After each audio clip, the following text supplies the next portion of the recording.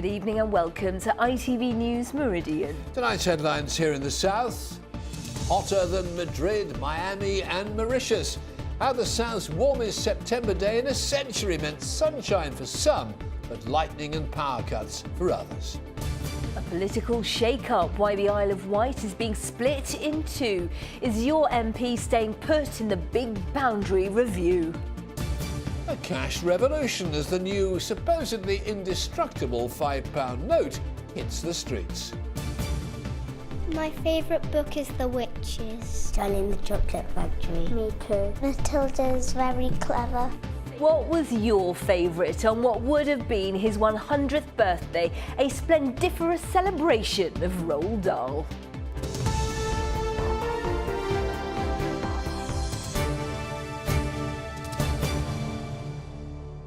Good evening. It's been the hottest day of the year and the hottest September day in 100 years. Yes, temperatures soared to 34.4 degrees in parts of the south, but while some soaked up the glorious sunshine on the beach, it was torrential storms for others. Yes, power cuts affected up to 4,000 homes in Bournemouth, Ferndown, Wimborne and Verwood. But where the sun shone, there were warnings to stay safe. Christine Alsford has more. At a time of year when we're often faced with an autumnal nip in the air, beachgoers were today making the most of the country's hottest September day for more than a century. In Brighton, temperatures akin to those from the peak of summer, but no lifeguards in attendance.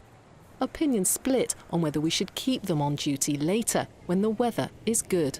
When it's like this, there should be a lifeguard maybe. Obviously it's not needed when we have our usual September weather, but when it's like this then we probably should. People that blame councils and blame lifeguards isn't right. I think you have to take responsibility yourself and learn about the sea. Tragedies like that at Camber Sands in Sussex last month have pushed the death toll at the coast this summer to 12. The RNLI are still patrolling at Poole in Dorset, but also reminding people to beware of the risks. Look at the safety signs when you get to the beach, ask lifeguards for advice and really just have a really good time but stay safe. And with widespread heatwave alerts in place, health warnings are being issued too. Temperatures aren't dropping below about 18 to 20 degrees and that can really make things uncomfortable for many people and can be dangerous for some people, for example people who have very young children or the elderly or people with chronic medical conditions. At this paddling pool at Hedge End in Hampshire, families were making the most of the sunshine. Oh, it's lovely. It's so nice to have it just right at the end of the summer holidays. It's nice and cool down here because you've got the breeze from the pool, so we're just enjoying a nice day out. Could be an Indian summer. It seems to be getting later and later every year, doesn't it? Next year, probably this hot on Christmas. The last time temperatures went above 30 degrees in this country in September was 10 years ago. It's hotter here today than it is in Madrid or LA. Could I have a vanilla cone, please? Yes, certainly. Thank you very much. And everyone is finding their own way to keep cool. The penguins at Marwell Zoo may have been struggling with the conditions, but it wasn't record-breaking weather for all. More than 4,000 homes across Verwood and Ferndown lost power after a series of storms, torrential rain and lightning strikes. And even the pets took fright. The last gasp of summer is forecast to end for all of us by the weekend. Christine Alsford, ITV News. A man has been charged with attempted murder after a woman's parachute failed to open. The 40-year-old woman suffered serious injuries after she fell 4,000 feet. It happened during a jump at Netheravon Airfield on Salisbury Plain in April 2015. Emile Cilliers, who's 36 and from Amesbury, has been released on bail.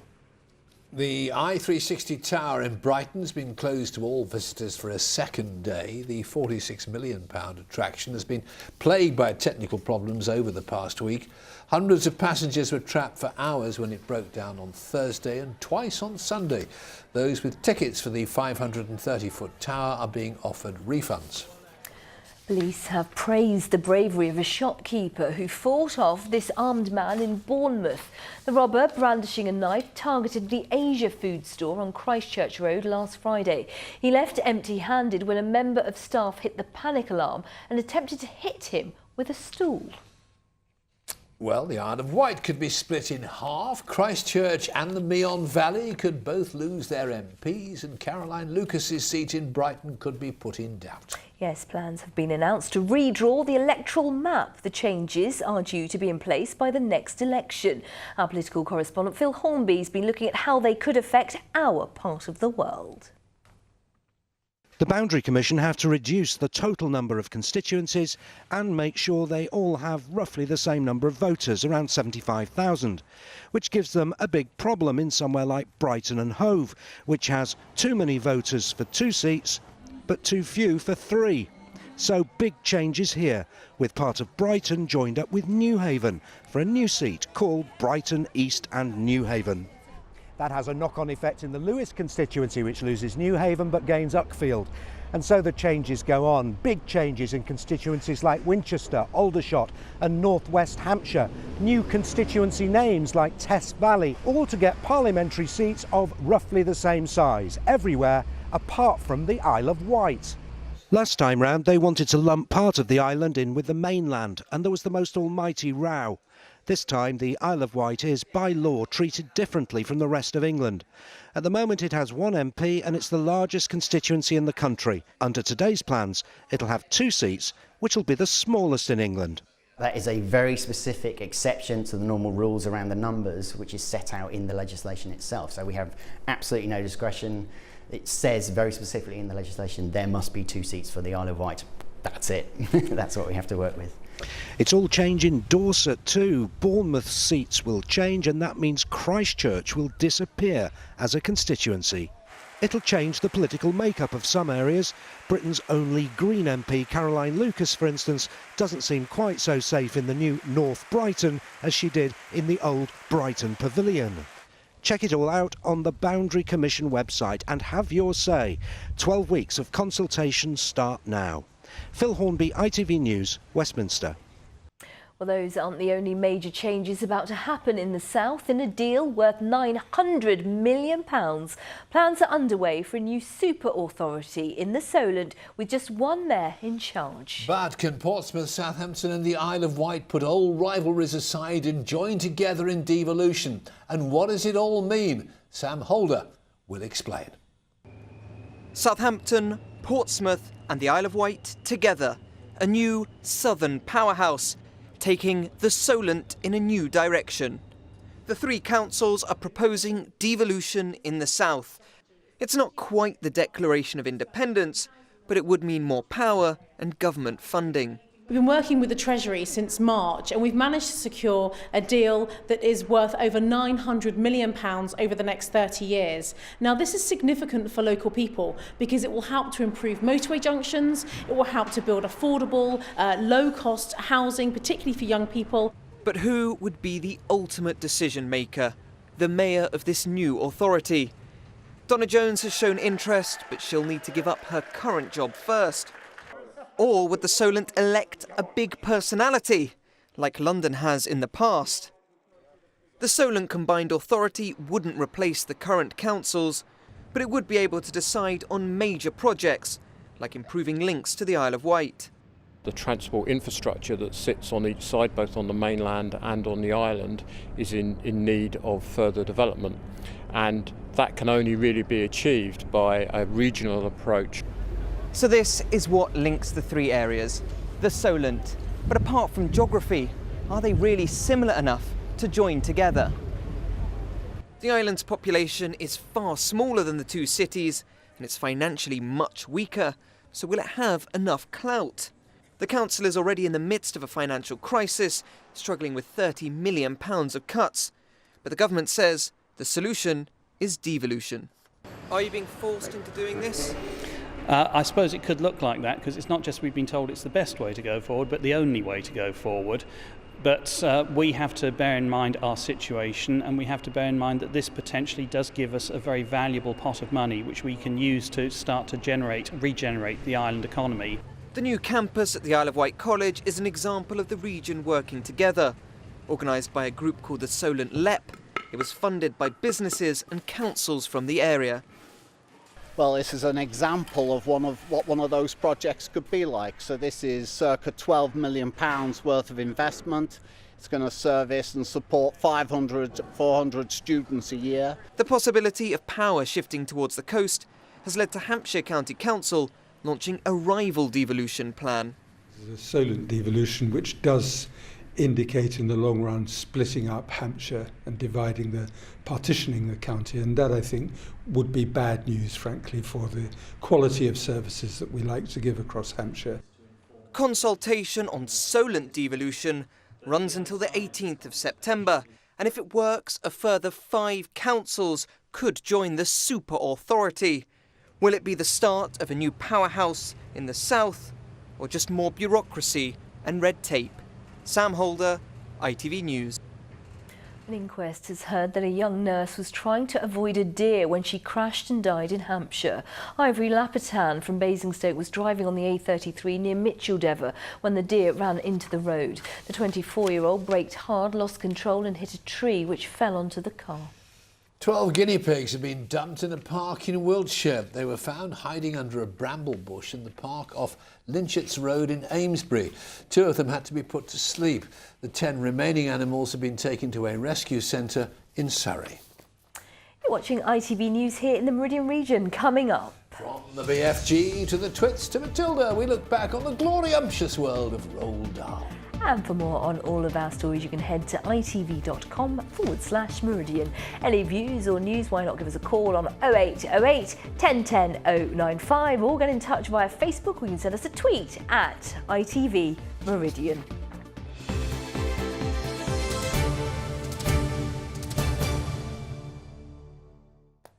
Now, if you used a cash machine today, you may have been making history, as the first of millions of new £5 notes went into circulation. They're smaller and made of a type of plastic to make them more durable. Well, the new notes are made by the Delarue company based in Basingstoke, but it's meant some ticket machines and self-service checkouts have had to be reconfigured. Wesley Smith has been getting reaction. When you see it up close, the new fiver is a pretty complex note. The picture of the Queen is unchanged, but it also features Sir Winston Churchill. Weaved in around the images, a series of security measures aimed at making it more difficult than ever to counterfeit. They're being rolled out first in banks in major towns and cities, and in cash machines at RBS and NatWest. It feels a lot smoother than the £10, the paper one, really. And yeah, I'm sure we'll get used to them. The new fiver is 15% smaller than the old paper one and is partly transparent. Everyone I showed the new note to seemed impressed. Oh, that's amazing. I quite like it. Yeah. If it got stuck in the washing machine, it wouldn't matter, would it? What do you think of that? Oh, that's nice. Yeah, you like it? Yeah, very nice. Feels nice. Yeah, Thank you very much. It feels like a lot cleaner and Really smooth, aren't they? Yeah. Is that mine? Sadly not. Nice try. Okay. Cash machines, self-checkouts, car park and ticket machines have to be reconfigured to cope. Most machines, it's more of a software change. You don't need to buy any brand new machines to process the polymer notes, and the industry are trying where possible to include the updates as part of their general maintenance. You won't be able to spend the old notes after May the 5th next year. A new polymer tenner follows next summer, and the new 20, appropriately, in 2020.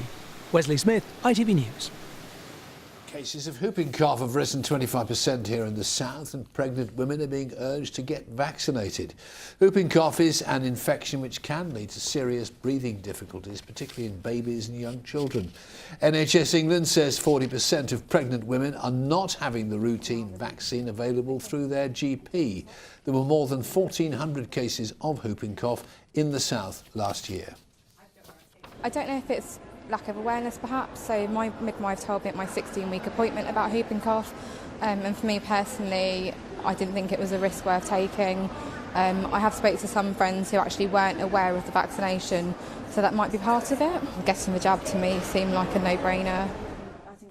The ITV Evening News continues with the national and international news at 6:30. Here's Mary Nightingale. Tearing up the political map, the controversial changes to parliamentary boundaries. The number of MPs is being cut by 50 to 600. Critics claim the proposals are undemocratic. The football club, which donated £200,000 to help this little boy's fight against cancer. And parts of the UK bask in the hottest September in more than 100 years.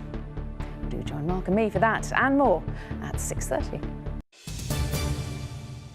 Thank you very much indeed. Now, the average family could save £700 a year by reducing the amount of food they throw out that is still perfectly good to eat. A new campaign is underway to encourage people to plan their meals better and use up their leftovers. Our reporter Hannah Gamlin has been to meet one woman who says she's now managing to save £50 a month. In the last 6 months, Debbie Yates has changed what she keeps in her fridge. Now the meals she makes are all about creating less waste. The first thing is to realise how much you do throw away and how much you can save. I wasn't aware of how much we were throwing away to start with, but now, I really make every effort not to throw things away. And it's not just about wasting less food. Debbie's also found that she's wasting less money, around £50 a month. She says it's all down to better planning, and to make this easier, she keeps her shopping list in the fridge. I never used to kind of plan a day, let alone a week, but we do try to stick to a shopping list, or, the main elements of a shopping list. Research has found that the average family wastes £700 worth of food every year. And that's something that WRAP, an organisation that campaigns to cut waste, thinks needs to change. It's all around planning. It's all around how best to store your food. If products are coming close to their use-by date, why not put them in the freezer, because then they last plenty of time onwards. Then it's getting your portions right, cooking the right amount for what you actually fancy that particular day. And if you do have any leftovers, use them. For Debbie, it's advice that's changed how she shops and how she eats. We eat a lot fresher, cook everything try to cook everything from scratch now, and look at kind of recipes and ways of using leftovers, and being creative in what we cook and trying not to throw anything away. They're simple changes, but could save families a lot of money. Hannah Gamlin, ITV News. And plenty of you getting in touch with some of your top tips. Let's start with Michelle Hayward from Lymington.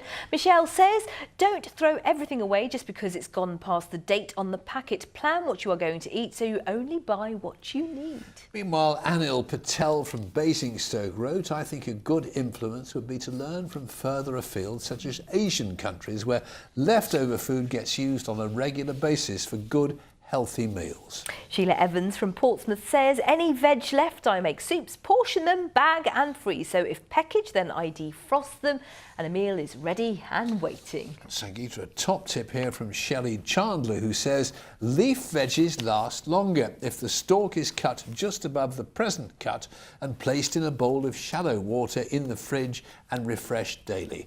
We shall have to try that one out. Thank you to everyone who got in touch. Great tips there, thank you. Well, now, we've all got a favourite, from the BFG to Charlie and the Chocolate Factory. Roald Dahl's books, of course, are being celebrated on what would have been his 100th birthday. Well, for school children across the south, it's been a golden ticket, and they've been able to feast on this scrumdiddlyumptious stories, which remain. I was worried about it, and of course the stories remain popular all over the world. Well, our reporter Lauren Hall's been back to his home village of Great Missenden in Buckinghamshire to find out what made him so special.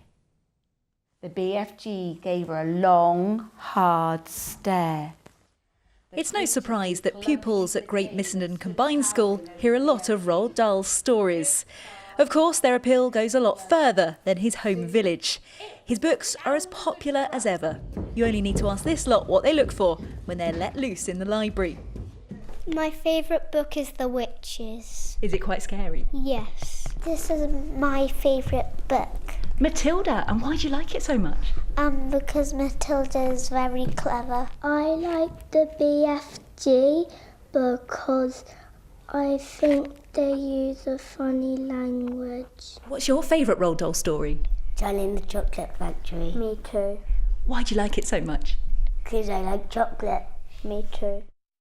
There's nothing quite like immersing yourself in one of Roald Dahl's stories. He once famously said, "Those who don't believe in magic will never find it." Well, you'll certainly find it in his books. Every turn of the page takes you to a world of pure imagination. It's no wonder his stories soon made their way onto the big screen. The late Gene Wilder played Willy Wonka in this adaptation of the children's classic Charlie and the Chocolate Factory. And recently the BFG was brought to life in this film by Steven Spielberg. So what was it that made him such a successful storyteller? He said himself that a life is made up of a great number of small incidents and a small number of great ones. And he's got both in his life and they come through in his writing. He had plenty of life experience before becoming a writer. He went through a number of tragedies. He also served as a fighter pilot and was nearly killed in a crash landing. All this helped shape some of his stories. But putting pen to paper wasn't always easy. At his last book signing, he told ITV Meridian how difficult it was to appeal to a young audience. It's harder to write a first-rate children's book than it is a first-rate adult novel, in my opinion. He needn't have worried. He had a wonderful way with words, many of which he invented himself. Snorcamba. Stungeon lunches. Blood bottler. And plumber. Where's Papa? Some of his made-up words and characters have even made it into the dictionary. It's no wonder he remains one of the world's best-loved storytellers. Successful authors today write series of books. Roald Dahl scored hit after hit after hit, but with new ideas each time, and that's just one of the things that makes him special. As if by magic, his stories continue to appear on our bookshelves. To use one of his favourite phrases, they are quite simply splendiferous. Lauren Hall, ITV News. Splendiferous indeed. Indeed, and my grandson Freddie was only reading BFG to me in the car this morning on the way to school. Lovely. Now, as we saw earlier, today has been the warmest September day since 1911, with a top temperature of 34.4 degrees, but not everyone in our region saw the sunshine. But if you have struggled with the heat today, why not spare a thought for Simon, who is somewhere even warmer? Simon, you still looking for that heat wave? Yes, don't mention the H word, Sangeeta, don't mention the H word. But all I've done this afternoon is sweat because I am, as you can tell from the lush surroundings, in a living rainforest. 35 degrees plus here, and it's slap bang in the middle of Berkshire. Rupert, how on earth do you go about creating this kind of environment in Hampstead Norreys? Well, we have a computer-controlled system that puts in a lot of moisture into the atmosphere, and obviously because the plants are so important to us, we also go around and individually tend each one to make sure that they've got just the right amount of moisture so that they feel like they're in a rainforest. So we're interrupting your watering just now, aren't we? But it's not just plants you've got here, you've also got some very interesting creatures. How have they coped with the change? They are animals from rainforests in Indonesia. They're also from South America, so they're used to these temperatures, they're used to the humidity, so they're very, very happy. So they are thinking it's natural. They probably don't even realise that they're in the middle of Berkshire. It's home from home for them, so they're very lucky.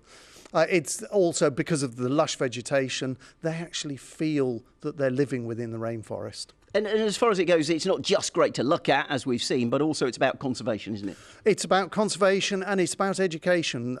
For us, we're an educational charity. We have about 28,000 school children go through here every year.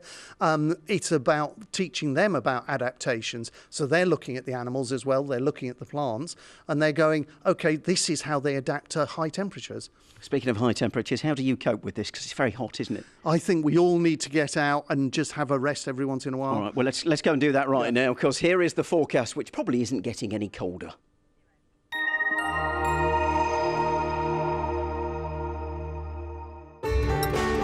From blizzards to pool, driving through Europe. Eurotunnel the Shuttle sponsors ITV Meridian weather. Well, if you've struggled with the extreme heat of today, you're not going to like the next 48 hours because it's going to be just as warm almost. That warm air keeps coming up from the near continent, so that's Wednesday and Thursday, very hot. But come Friday, a bit of a change. A weak weather front means that we get some showers in the morning, fresher air behind, and the temperature's a bit more bearable, 20, 21 degrees to be fair. Still not bad for this time of year, but about 10 degrees cooler than we've seen today. It's also going to be a warm and sticky night tonight. Temperatures largely around 20 degrees for some of us. A bit of patchy mist, some patchy cloud too. Come tomorrow morning, any mist will burn away fairly quickly. The cloud might linger for a time, but certainly plenty of sunshine developing as the day goes on. And once again, under that blue sky, we're looking at temperatures in the afternoon up to around 28 degrees. That's 82 in Fahrenheit. So it will be another very warm day. A little bit cooler and fresher thanks to the sea breezes along the coast. As for your high tide times in Portsmouth, well, it's 10 o'clock in the morning, then around 20 past 10 tomorrow evening. Then Thursday, as I say, another very warm day with plenty of sunshine. Friday, showers at first. Eurotunnel the Shuttle sponsors ITV Meridian weather.